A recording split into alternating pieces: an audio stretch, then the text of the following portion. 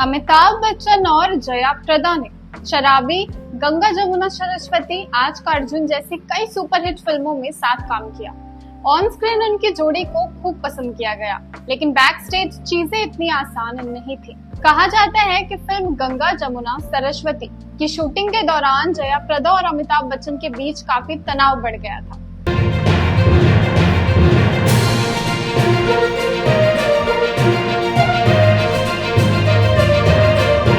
नमस्कार, मैं प्रियंका सिंह और आप देख रहे हैं द एसबी प्रेस। रिपोर्ट्स के मुताबिक जया प्रदा ने गंगा जमुना सरस्वती फिल्म के सेट पर अपनी फीस को लेकर नाराजगी जताई और जब उन्होंने ये बात अमिताभ बच्चन से साझा की तो अमिताभ बच्चन ने कोई खास प्रतिक्रिया नहीं दी। इसके बाद से जया प्रदा और अमिताभ बच्चन के बीच दूरी आ गई और धीरे धीरे दोनों ने साथ में फिल्में करना बंद कर दिया। हिंदी सिनेमा की एक ऐसी अदाकारा जिन्होंने अपनी अदाकारी, सौंदर्य और सादगी से लाखों दिलों पर राज किया, यानी कि जया प्रदा। आज उनका जन्मदिन है। जया प्रदा का जन्म 3 अप्रैल 1962 को आंध्र प्रदेश के राजमुंदरी में हुआ था। उनका असली नाम ललिता रानी है। जया प्रदा बचपन से ही कला और नृत्य में रुचि रखती थी। उनकी माँ चाहती थी कि वे एक बेहतरीन डांसर बने। यही कारण था कि बहुत ही छोटी सी उम्र में जया प्रदा को शास्त्रीय नृत्य सीखने के लिए भेजा गया। जया प्रदा का फिल्मी सफर एक दिलचस्प संयोग से शुरू हुआ। जया प्रदा का फिल्मी सफर एक दिलचस्प संयोग से शुरू हुआ। जब वे केवल 14 साल की थी, तब एक स्कूल फंक्शन के दौरान एक फिल्म निर्देशक ने उन्हें देखा और उन्हें तेलुगु फिल्म भूमि कोशम में एक छोटा सा रोल ऑफर किया। इस फिल्म में उनका रोल छोटा था, लेकिन उनकी खूबसूरती और मासूमियत ने सभी का ध्यान खींचा। इसके बाद उन्हें कई तेलुगु फिल्मों के ऑफर मिलने लगे। साल 1976 में ही उन्होंने के विश्वनाथ की क्लासिक फिल्म सीरी मूवा में लीड रोल किया। ये फिल्म सुपरहिट रही और जया प्रदा को रातों रात एक बड़ी स्टार बना दिया। जया प्रदा और श्रीदेवी दोनों ही साउथ इंडियन अभिनेत्रियां थीं और दोनों ने ही बॉलीवुड में अपने लिए खास जगह बनाई। लेकिन इनके बीच एक टकराव की कहानियां 80 के दशक में चर्चा का विषय बन गई। कहानी शुरू होती है फिल्म तोहफा से। इस फिल्म में दोनों एक साथ नजर आए और भले ही ऑन स्क्रीन दोनों की केमिस्ट्री शानदार थी, लेकिन ऑफ स्क्रीन दोनों एक दूसरे से बात तक नहीं करती थी। कहा जाता है कि फिल्म के सेट पर इतनी कड़वाहट थी कि निर्देशक के राघवेंद्र राव को दोनों अभिनेत्रियों को एक ही कमरे में बंद करना पड़ा ताकि वे एक दूसरे से बात कर सके। लेकिन हालात सुधरने के बजाय और बिगड़ते गए।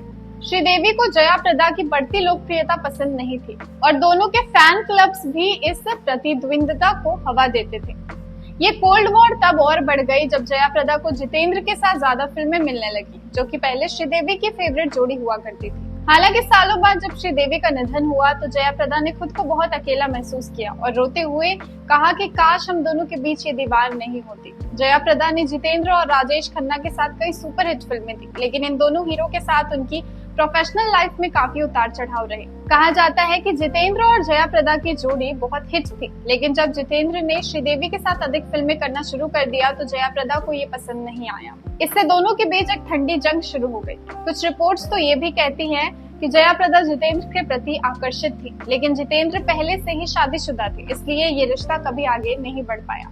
क्या आपको पता है कि फिल्म आविष्कार और घर घर की कहानी में राजेश खन्ना और जया प्रदा ने साथ काम किया, लेकिन सेट पर कई बार राजेश खन्ना का व्यवहार अजीब बताया जाता था। कहा जाता है कि राजेश खन्ना जया प्रदा से मजाक में फ्लर्ट करते थे, जो जया प्रदा को पसंद नहीं था। धीरे धीरे उनके बीच मनमुटाव बढ़ गया और जया प्रदा ने राजेश खन्ना के साथ काम करना लगभग बंद कर दिया। जया प्रदा की निजी जिंदगी भी काफी विवादों में रही।